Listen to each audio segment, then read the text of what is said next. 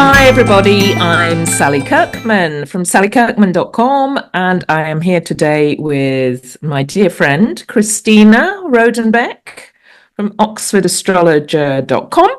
And we are Astrology Talk podcast, and we're here to discuss the astrology of the month ahead. And this is Aquarius season. And also to look a little bit at what's been going on in the world and personally over the last month. So doing a little bit of retrodiction to see how the astrology's been playing out. And I'm sure most of you thinking, crikey, it's been quite a time. So hello, Christina, and how has it been for you? It's been busy, and quite stressful, I have to say, for various reasons. Not least the news, which I try to let it wash round me, but massive news. Venezuela, Minneapolis, Tehran. The tides of history are swirling around, are they not? They are. It's been crazy, hasn't it? There has been times when I've just had to go, okay, enough, I can't look at anymore. I need to come back to me and and be prepared to get back out there and witness what's been going on. It's about witnessing as well, isn't it? Yeah, it is.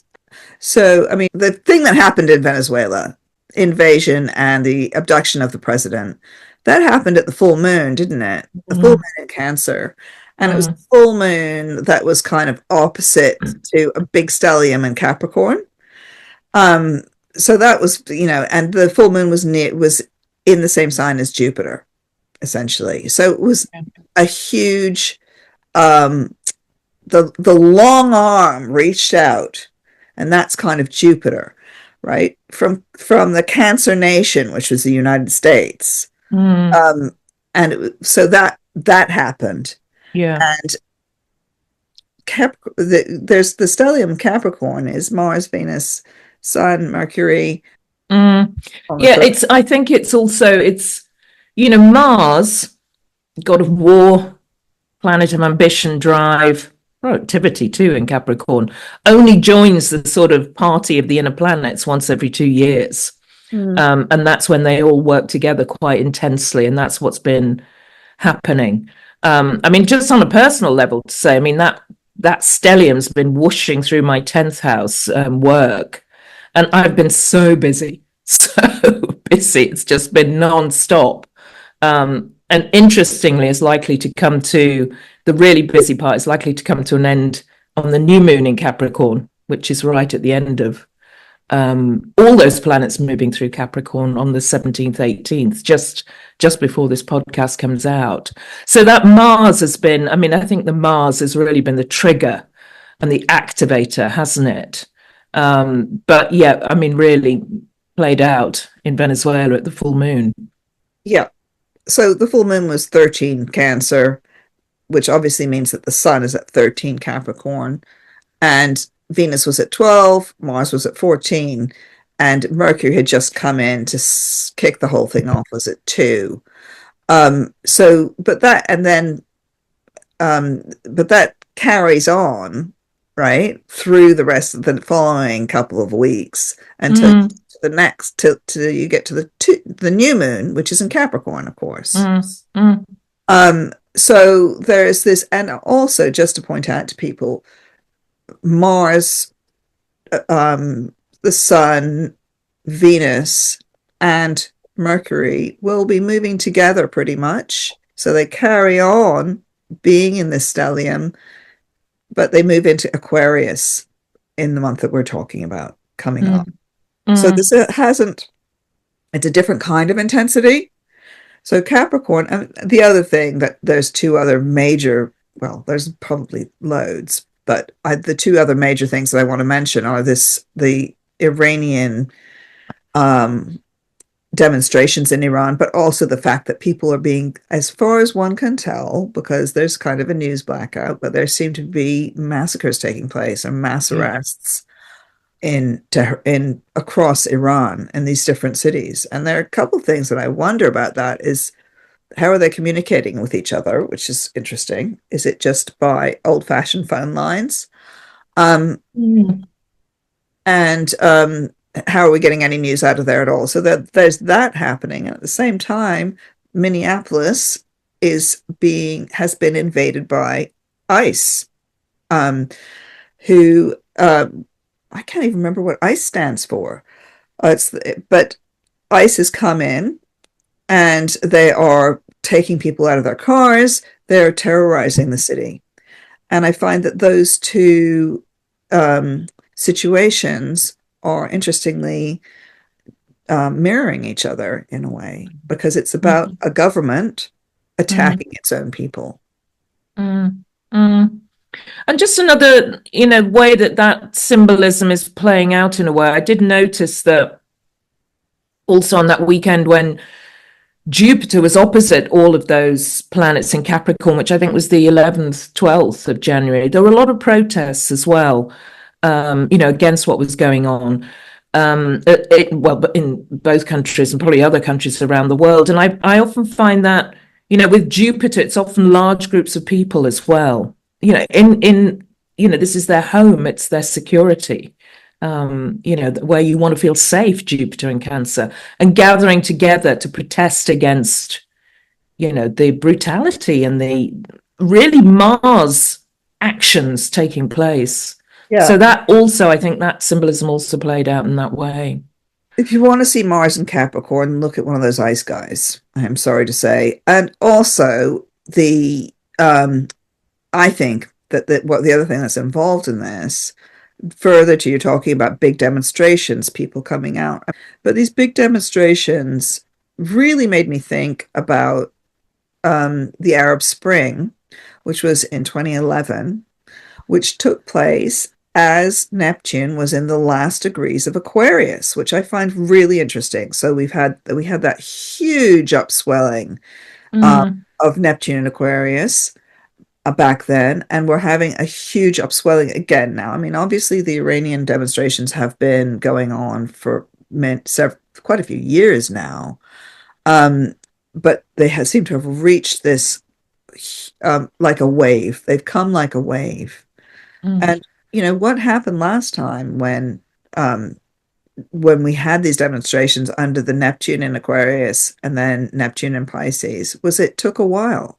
So last time was 1848, the year of revolutions. That was Neptune in Aquarius as it was leaving. And now we're having, and then the 1850s happened, and then Neptune moved into Aries, and we know what unfolded then. So there is this sort of wave feeling with Neptune. It comes and it retreats. It comes and it retreats. And now it's coming. And it's a kind of, it is interesting. People may say, well, why Neptune? But I think what's important is that the modern planets, in particular Uranus, Neptune, and Pluto, very often we call them the generational planets, don't we? They're often to do with what's happening in the collective, as well as being important for you on a personal level. And they often do, when they change signs, which isn't that often. And all of them have been changing signs. Pluto's changed sign, Uranus and Neptune last year, this year. Things often, there's like a shift on the Earth and, in a world and collectively when it's going on. And also, why Neptune, right? That is a good question. Because we think of Neptune as sort of glamour and slander and sort of Tinseltown and things like that, which it is. But it also is speaking to emotions. A huge wave of emotion can come through with Neptune. And also a feeling of collective connectedness comes through Neptune. In the same way that Uranus can be about splitting, Neptune is about dissolving boundaries. So if people if you've seen any of those pictures of the Iranians demonstrating, these are massive demonstrations. They're huge. And they remind me of those demonstrations in Tahrir Square back in 2011. And when you get Neptune and Jupiter working together, which you did in 2016, that was the year that all those people had to walk out of Syria. So you saw those streams of people coming out of Syria Mm, as those two made an opposition. Well, Neptune and Jupiter actually, they're not in a tight aspect to each other, but they are trining each other at the moment, mm, both in water signs. So it's like they're undammed to a mm, certain extent. And just one mm, last thing on sort of what has been happening. As you say, it's about my country, it's about patriotism, partly. It's also about your own family and about children being threatened by those Capricorn, those planets in Capricorn. mm, It is, isn't it? It's and makes, yeah, um, keeping things safe for the next generation. How on earth are we doing that? I mean, that's always, particularly those of us who are parents, it's a big drive, I think, and children of the world as well, wanting to protect and wanting to protect people. Actually, I mean, it's just crazy bonkers situation right now. Um, so is it going to get better, Christina? I shouldn't laugh. Um, but thanks for lobbing me that incredibly difficult question, Sally. You don't have to answer that. Well, I think that the energy shift that we're going to see in it, soon, actually, there's one big energy shift soon, which is all those planets moving into Aquarius. I think that is going to change things. Um, Yeah, and we will see how it changes things. My only issue with that is that then they all meet Pluto they on do. They of do. Aquarius. Yeah, I mean, I mean, the dates for people to sort of see this intensity, this Aquarius season. I mean, the Sun enters Aquarius alongside Mercury on 20th of January. Venus is already there on 17th. Mars joins on 23rd of January. Then there's the Venus Pluto conjunction in Aquarius, 20th of January. Mercury Pluto conjunction, 22nd of January. Sun Pluto, 23rd of January. Mars Pluto, 27th of January. So it's intense, isn't it? I mean, it's a really major Aquarius season we're moving into because there's this real intensity there. And I think, one of the ways that Aquarius is about the collective, it's about society. So this is people, it's people rising up with that, with what's going on, but against incredible force and power. It's maybe a slight shift in the power as well.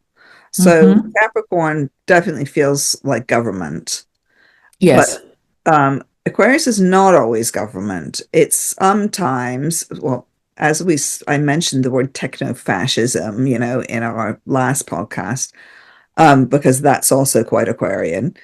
Um, but Aquarian power does tend to be, if you think of, it's more not diffused, it's more spread out. So it's more horizontal.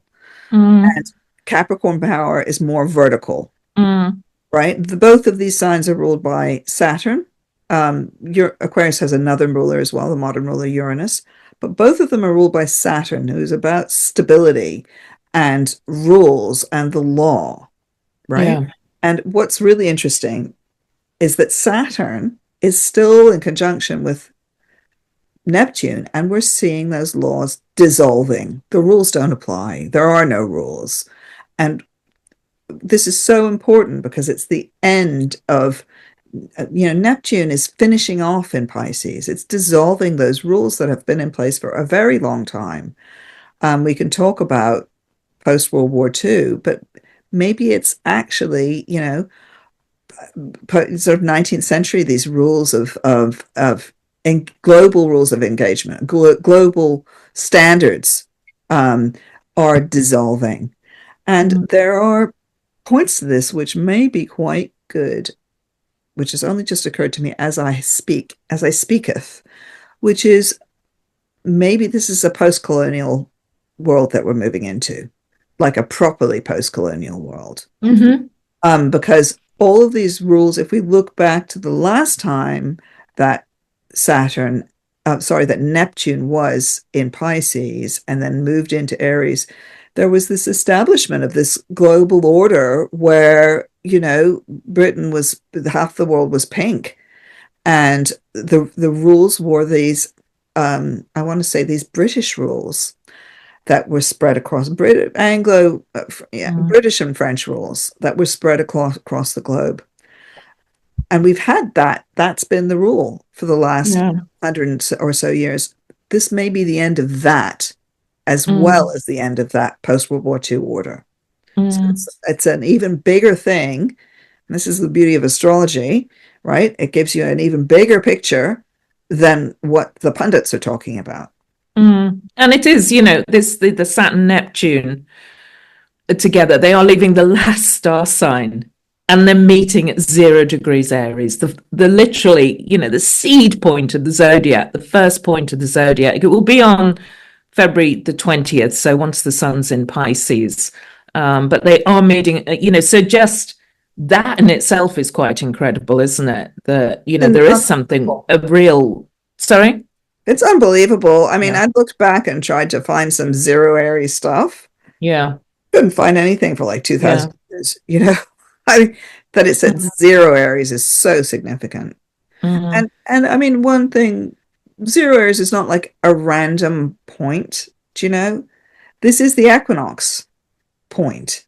That's how we measure astrology, is from these points where the sun is, is at the 4 corners of the year.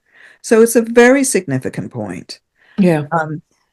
So just that's a sort of riposte to people say, oh, the signs have all moved because of precession and all that. No, they actually haven't. They are in our Western astrology, they are set at those points, which are the corners of the year, and which are reflected in the signs of the zodiac.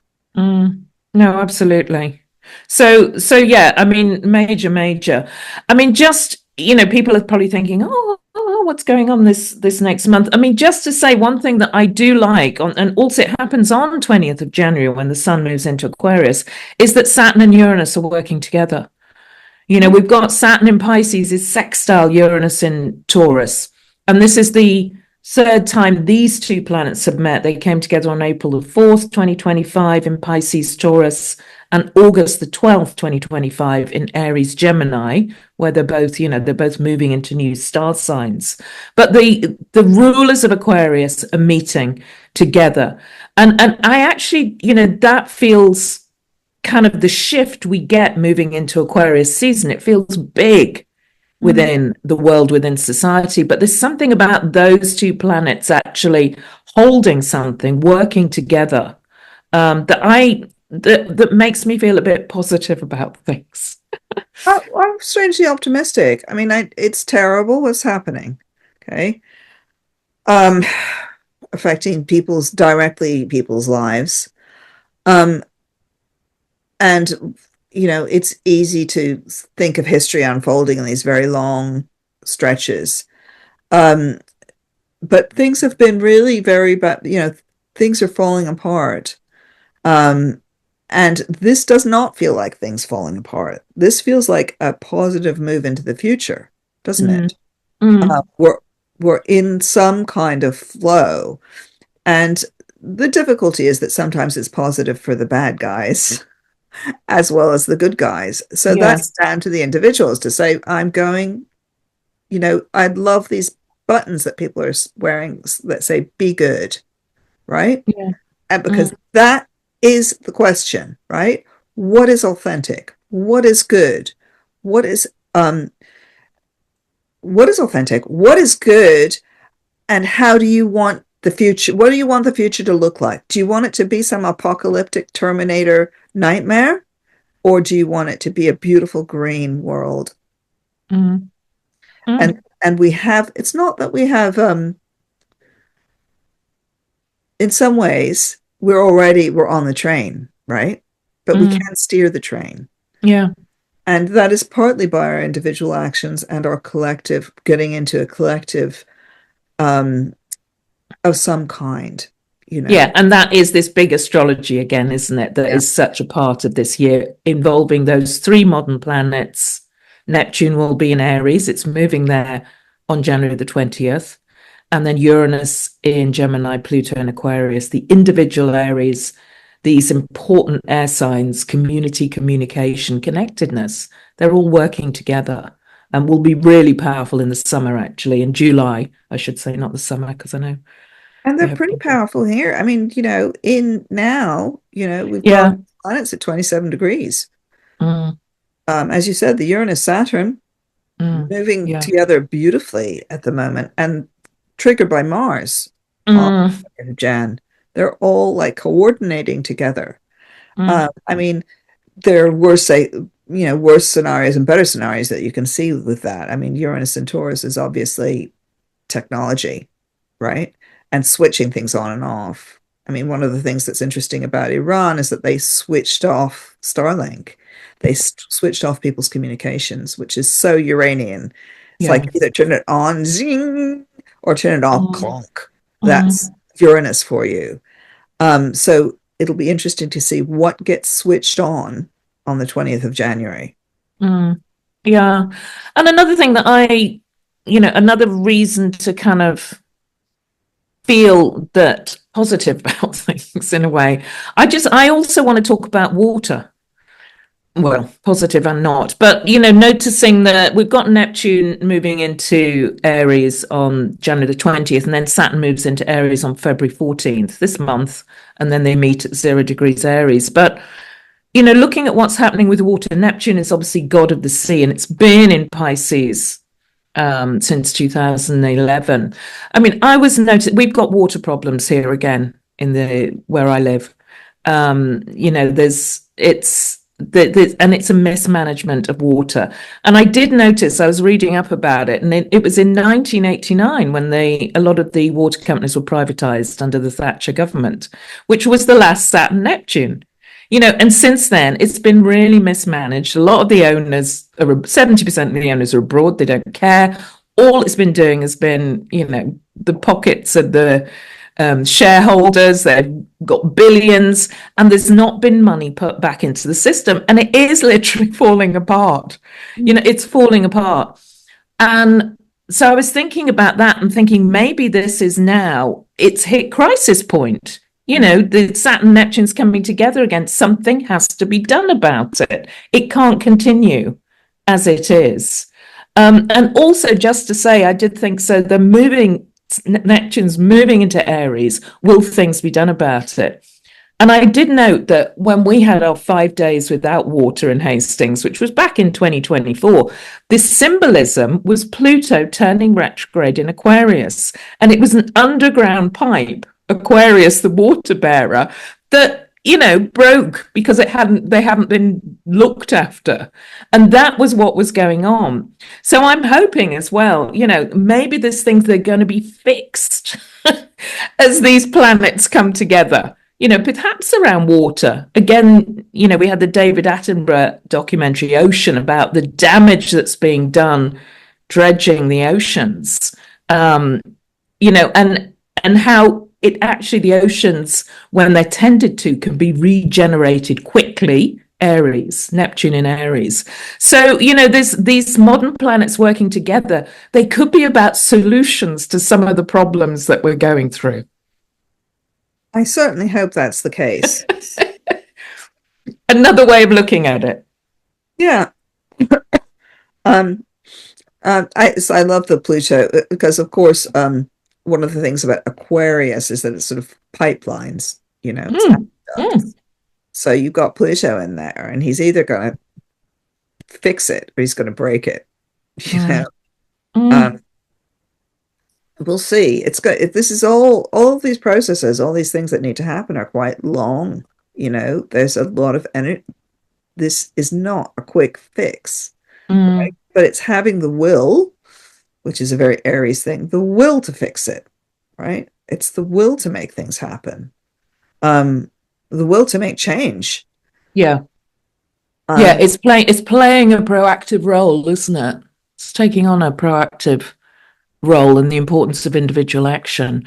So there's some we're talking about really big themes here, aren't we? But it's important to do so because they're all kicking in. This is a really significant month in a way. But should we take a look at a chart? Oh, go ahead. Throw up a chart. we're talking a lot at the moment about these sort of collective themes, but obviously astrology impacts us personally, and there's our personal stories and, how it's playing out for us. And I suppose one of the things we were talking a little bit about it before the podcast, but thinking about for me, this important shift of Neptune from Pisces into Aries. I mean, I was saying that when Neptune moved into Pisces was 2011. There was a couple of really significant things for me that happened just before that. That's when I got into meditation. And it was probably in 2011, actually, when I started meditating on a daily level, which is so Neptune in Pisces, this sort of spiritual star sign, being at one, the oneness.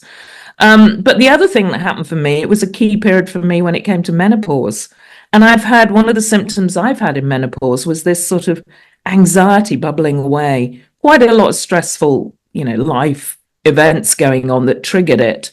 But it was always kind of there in the background. And Neptune, again, this invisible, intangible theme of Neptune.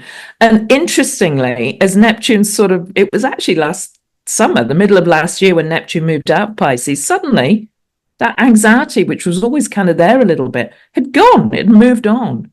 So, for me on a personal level, that's kind of thinking about, what this shift is of this important planet moving forward and what it's been about in my life. So, for everyone listening in, again, it's kind of, how is this impacting you personally? What's sort of playing out in your own life? Well, the main points about this month coming up are the shift of Neptune into Aries, the shift of Saturn into Aries, and the eclipse on the 17th. So we're going to address all of those. But I think it's really interesting what you've been saying about how Neptune affected you personally, how you're kind of had that feeling last summer of oh, wait, this is lifting, right? Because that's going to be for everybody. There's going to be some fog or miasma that lifts, or some kind of sparkle or glamour that goes in one or in a particular part of your life. So, for example, with say Virgos, it's been in your relationship sector this time, and you may come to the end of a very glamorous affair. Doesn't mean the affair's over, but the rose tinted spectacles may come off when you're regarding a certain person, for example, because it's been on this critical angle of your chart. And the same for, say, Gemini, right? What's been happening with your career and your status as Neptune moved across that part of the sky? It's about to change. So you may have had an incredible career in the movies, for instance, or in some very glamorous field. It's not that will change and you'll stop doing that. Movies, fashion, art, you've been a sailor, you've done something Neptunian, or that's the direction you've been going. It could be that, or it could have been that you didn't know what you were going to do. So you've been in some kind of miasma around it. You've had some fog around your career direction. Suddenly it sharpens up. It's going to sharpen up when Neptune moves into Aries. And in fact, this sort of sharpening up thing is going to be true for everybody. Yeah. And letting go of something that's been a burden, because Saturn's been alongside it as well, hasn't it? So, for example, Sagittarius, it's in your home and family sector. So if there's been an issue that's been dragging on or been, really kind of consuming you around family or home, it could be that once these planets move into Aries, there's a solution. There's or it just comes to a close. That chapter's over. So looking at it in that way too. Yeah. I think that for Sagittarius, it may well be about moving house. Yeah. Or that you've been living in a place that you haven't felt quite comfortable in, and it's time to move on. And you kind of realize that, and for Pisces, obviously, there's going to be a huge, it may be like almost a physical feeling for Pisces as these two planets leave. And I would advise, getting your getting your teeth seen to, getting stuff done, before Saturn, even before Saturn leaves. If you can spend this month getting your teeth done, going to the gym, getting strong, giving yourself a little bit of a push as these two leave. Yeah, and Christina's talking about teeth because Saturn rules teeth. And it also rules the bones and the skeleton, so it's the joints as well, isn't it? So Pisces should be looking at their teeth now, and Aries, you better start looking at your teeth next month. And also just, I mean, the second Saturn return always falls when you're moving towards 60, and it's quite often the time when the teeth and the bones and the joints need close attention as well, but particularly now for those signs. And also just, I mean, because the other thing for me, with Neptune in Pisces, always makes me think of that Pink Floyd song, Comfortably Numb. Because Neptune anesthetizes, it's where you zone out as well. And there's the Neptune in Pisces years, there's been, medications gone crazy, opioid crisis, the scrolling, that scrolling of social media. So, maybe for some of the signs, perhaps Aries, you're going to be stopping that. You're going to be stopping what's been zoning you out. And sort of letting some things go. So you have more clarity, more purpose as these planets leave behind Pisces. I really agree with that. And I think that one of the remarkable things about in the West, in the last 15 years is the medication, is drugs for this, drugs for that. Ketamine crisis, opioid crisis. It's been really, we've had so many drugs thrown at us. And if you're on kind of medication, you might want to have a look in your medicine cabinet and have a little think about it at this point, because there does seem to me a big no to that coming up with this conjunction with Saturn and Neptune going into Aries. It's like, what are you going to stop? Because you can start fresh now. Particularly, if you've got a bit of a drinking problem, for example, or anything that puts you into another world. That's what Neptune in Pisces does. It puts you into another world. And sometimes that's great, but sometimes you need to snap out of it. Yeah. It's interesting for me, Scorpio, this Aries is your health sector as well. And of course, I've got the Aries ascendant. When Saturn and Neptune went into Aries last year, I started fasting. Do you remember? I started losing weight, and I have lost weight since then, but I'm kind of feeling a little bit geared up to lose weight again and get fit. And, it's wherever it falls, it's where is the kind of some clarity or purpose moving forward. And, it's interesting for, say, Sagittarius and Leo. This is a big boost of fire coming in, that you're feeling that, this. So Neptune is the Lord of the Sea. He's, interestingly enough, in astrology, it also rules deserts. So there's this big, waft of fire energy that's coming in, and it really is going to, for Leos, this is in a very nice place. It's about broadening your horizons, thinking big, and maybe it's kind of a release, because it's Neptune's been in this sort of house of the unconscious, one of the unconscious houses, house of debt, a house of death, and you're coming out of that and into something. It's like you're coming out of the sea onto the beach, and you've got a big horizon suddenly in front of you for Leo. Yeah, and it's we've got the full moon chart up, which is of course a Leo full moon, isn't it? And those of you who are looking here will see that Neptune's already moved into Aries at this point, and that is the fire signs. The fire signs they're about joy and motivation, and having fun and life and vitality. And yeah. And so, this full moon, which is on the first day of the month, it's kind of, I often like at the start of a new month to sort of reorient yourself what's going to be important moving forward. It feels quite an important full moon to be doing this. And for Leo in particular, planning ahead, planning some big adventures. There's often kind of on the full moon and the new moon that falls in your star sign. It only happens once a year. It's a good time to sort of reorient and look ahead to the year, not just the month as well. So really important full moon for Leo. This one on the 1st of February.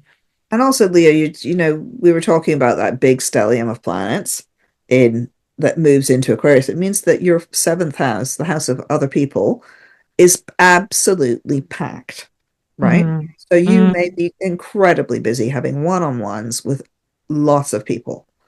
So for example, if you are a therapist of some kind, you will be seeing, your waiting room will be crammed. And that may take up a lot of your energy this month, your emotional energy. It's there at the full moon, but it's really continues through the month. Yeah. And you'll have, what I like about this actually is there's just a really wide variety of people. They go, from Pluto to Mercury with loads in between. So it looks like a really interesting month for a conversation for Leo. Yeah, and I mean this, it's a stellium of planets in Aquarius. 4 or more planets is a stellium. So, there's this power there. So it's important for all the fixed star signs, actually, this. Taurus and Scorpio. For Taurus, it's in your career sector, your future sector. For Scorpio, it's in your home and family sector. There's a lot going on there. There's a lot of power, a lot of drive, a lot happening. But also, I think, be wary of Pluto can sometimes be about a power game or a situation where it's like, who's got the control, who's got the power. So there may be something also to navigate quite carefully this month. To make sure you don't lose your power or give it away, and that you can step into your power, be empowered with Pluto so kind of vital at this full moon. Yeah, and I don't always really love a conjunction of Pluto and Mars. I mean, it's okay for Scorpios, but not necessarily for everybody else. So I would say, Taurus, be wary of like someone oppressing you, of a boss being mean, or stomping a boot on you. There is a way of, it's just a transit. It's a passing thing, but it may awaken you to a situation at work, like your company or whatever, that's not actually that great. And there are ways out of it. The other planets are showing you ways out of that, because also in that part of the sky there is Venus and Mercury. So it's like it's very mixed in the same way that Leo's going to be dealing with a lot of people one-to-one. Yeah. Taurus may be dealing with a lot of people in power, or may have a lot to do with their career. It's very, very busy again. Yeah. But mostly in one part of the sky for most people, that's a very busy sector. Yeah, and why Aquarius? Have you got so many planets in your star sign? So it's kind of your personal sector is so busy. You may feel like there's just a lot going on. There's a lot to think about. There's a lot to decide. And maybe during this full moon, for Aquarius, there is someone who, the moon in Leo, who's like a shining light, who's guiding you, who can help you move forward. Or perhaps you've fallen madly in love with someone and you can't stop thinking about them. You're obsessing about them in that Pluto way. I mean, we have got Venus and Mars, haven't we? The lovers of the heavens in this stellium. So there's passion there as well, although in a kind of air sign way. So you're being cool about it, but really underneath there's like, I want this person, I want this to work. It's quite full on. Yeah, and it can also be about a kind of physical transformation, I think, with these planets in here for Aquarius. It's like, yeah, get down to the gym and turn yourself into that magnificent animal that you know that you are. Mm-hmm. Mm. Yeah, I'm also thinking about like the other air signs, Libra and Gemini, about how this is working for them. Um, because it's, Aquarius is an air sign. So all of these planets that are going through Aquarius are suddenly making, excuse me, really nice aspects. Sorry. Are making really nice aspects to all of the planets. Sorry, all the planets in Aquarius are making really nice aspects to your other air signs, right? So for Yes. Libra, I do see that this could be a grand passion. Okay. Mm. Kicking. Mm. It looks very sexy, very Mm. exciting, very fun, very playful. And for Gemini, it's about your mind taking off, having flights of fancy, incredible ideas. Mm. Um, who are you talking to? Who's inspiring you? Being really inspired by something.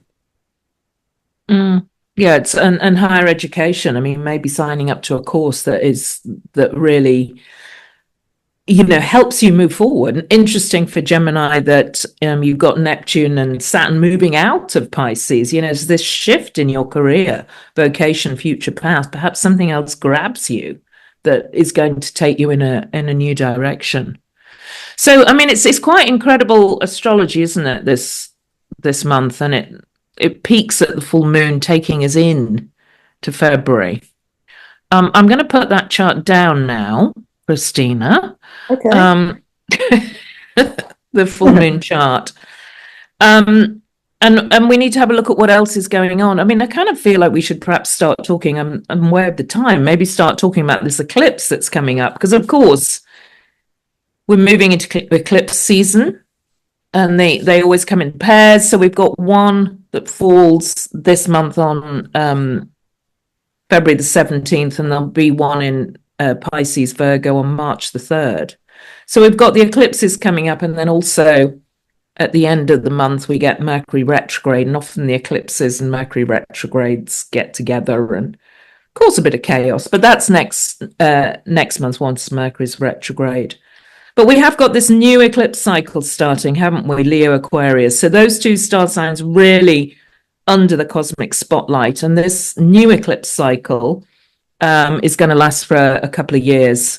So, for Leo and Aquarius, it's about you, your identity, who you are, and your one-to-ones, your relationships, which are already massively under the spotlight during this full moon. So maybe it's things that are, starting to bubble away and happen at the start of February that will then intensify, either grow or fall apart. It's eclipse season, it's endings and beginnings.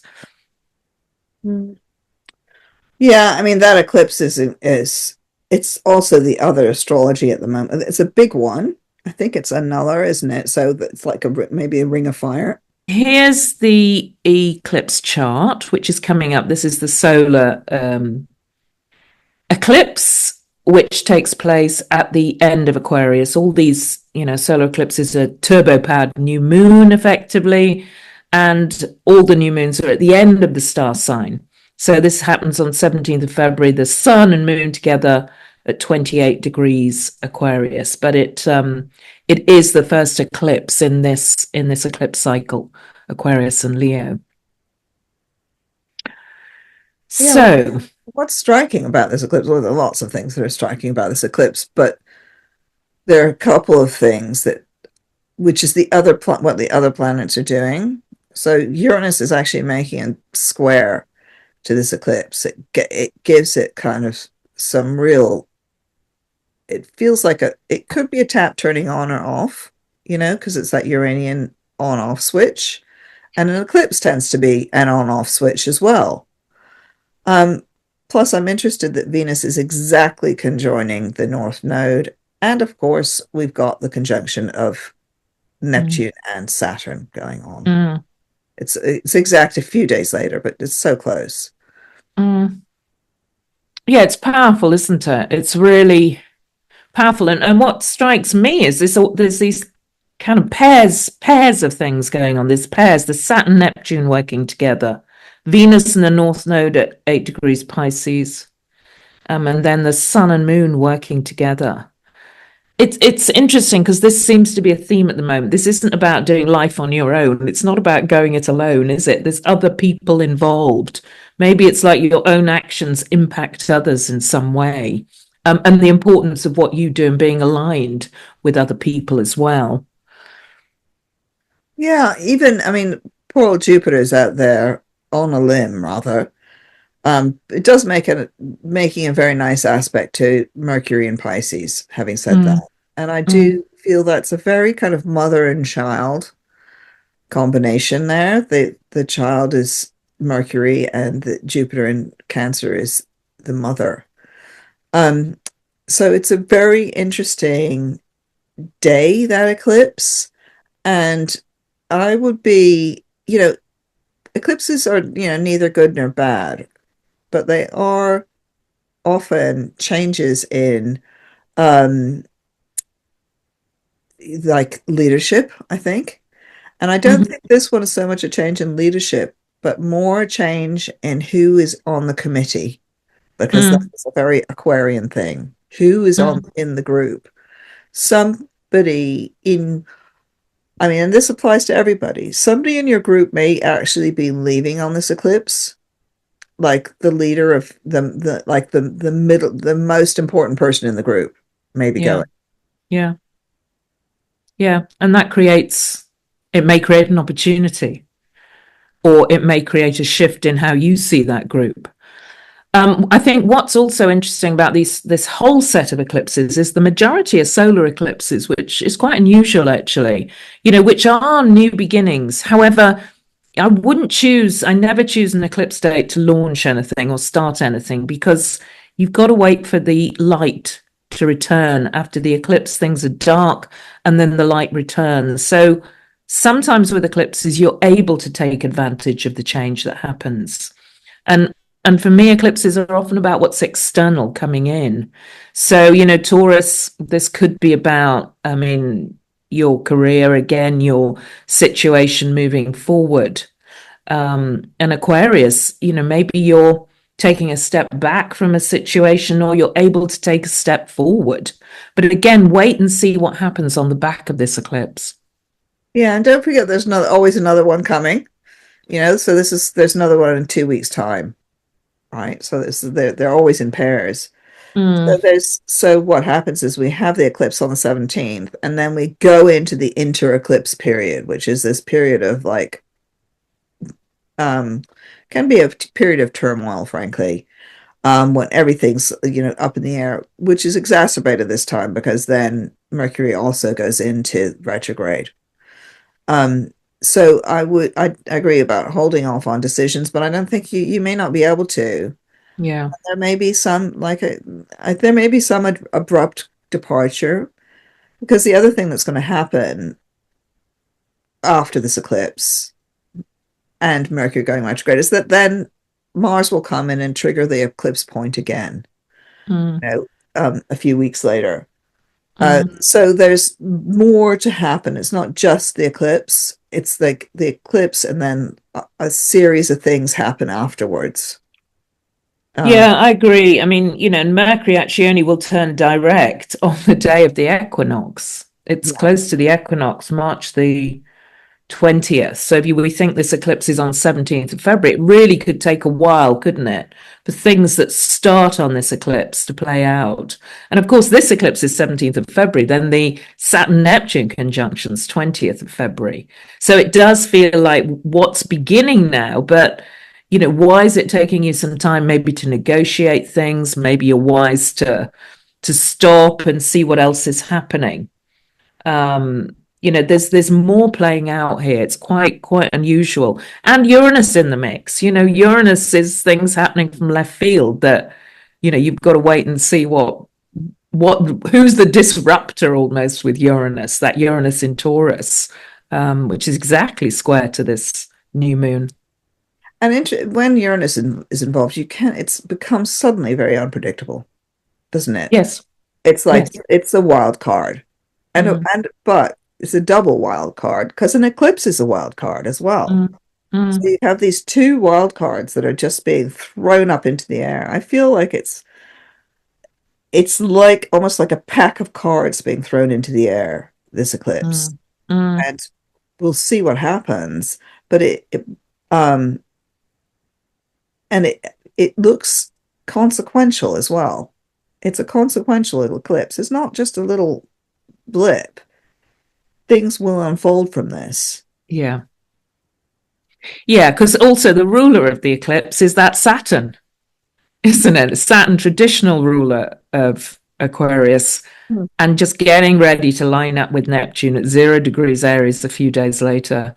And co-ruler Uranus square the eclipse. So it's big, it's major. This could be, the start of something big. It really could on this eclipse.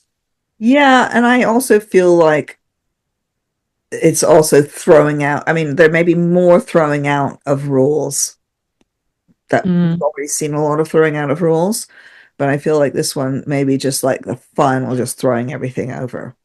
mm. Um, but then we have the other, and that creates sort of like turmoil. And then we have the second eclipse, which is in Pisces on the 3rd or 4th of March. Um, I think depending on where you are in the world. But just to talk about personal stuff with the sun, everybody's sun sign, Taurus, this is your career, as Sally's already mentioned. Leo, this is your relationships. Something really surprising may happen. Someone surprising may come in. Um, Scorpio, this is your home life. So that's the fixed signs. It's on a very critical point for the fixed signs. And this Mm, is going to continue to be on a critical point. mm, For you, the eclipses will fall there for a year and a bit.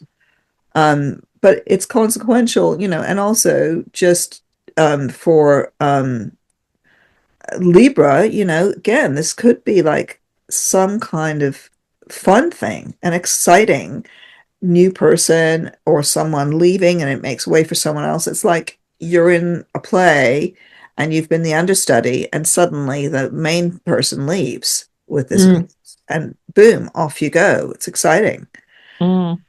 Yeah. And Capricorn, this is important for you with regard to money and your future finances, I think, as well, looking ahead. Interesting that for Capricorn it's in your money sector, and then the Saturn Neptune is down at the base of your chart. It may be that you're buying a home close to where you were brought up or something, or there's some connection to the past as well going on. Yeah, or you're selling your house and you're finally getting rid of some house that's been like a Mm, burden. mm, You're finally getting rid of it, or it's finally settled. mm. Um, and ditto. It's interesting for also for Cancer. It's also maybe some kind of money thing. Yeah. Yeah. And that Saturn Neptune, right at the beginning of their career, vocation, future sector as well. They could be offered kind of a job that, Cancer, you could be offered a job that you don't think you can do, but it's worth considering finding out more about it, because it could really take you forward into a new leadership position, even with what's happening in the astrology. And it may get you out of a financial hole as well, Cancer. Mm, mm, It's with that eclipse, what's mm, happening. There may be yeah. some kind of, oh, actually, there's an opening there. I take it. Mm, Especially at I like the that what's going on also on that day is there's a Venus North Node conjunction at 8 degrees of Pisces, and I like that for Cancerian, for all the water signs in particular. But for Cancer, it's like there may be an mm, opportunity for travel, in fact, for Cancer, a door open. mm, mm. Um, Yeah. And for Virgo, also in that Venus North Node in your relationship sector. Mm. So it's, time to focus also on love and partnership, I think, at this eclipse and what's happening.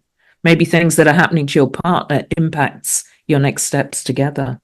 Especially since, for Virgo, they've had Neptune in the partnership sign Mm, for years and years and years and years, and it's suddenly gone. But there's Venus making conjunction to the North Node. It's like, actually, there's an opportunity standing right in front of you yeah. with your partnerships.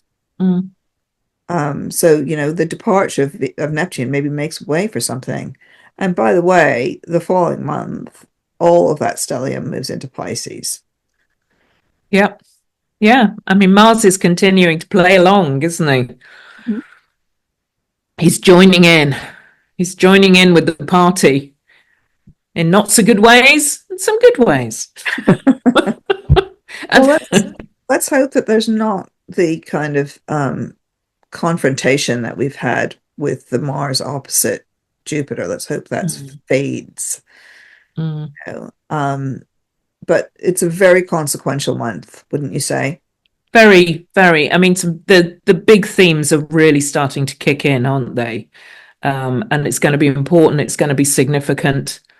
So yeah, navigate your way forward carefully, and hopefully, what we've been talking about can help you do that. Yeah. And see you next month. Yeah, look forward to it. See you next month. Take care. Bye. Bye.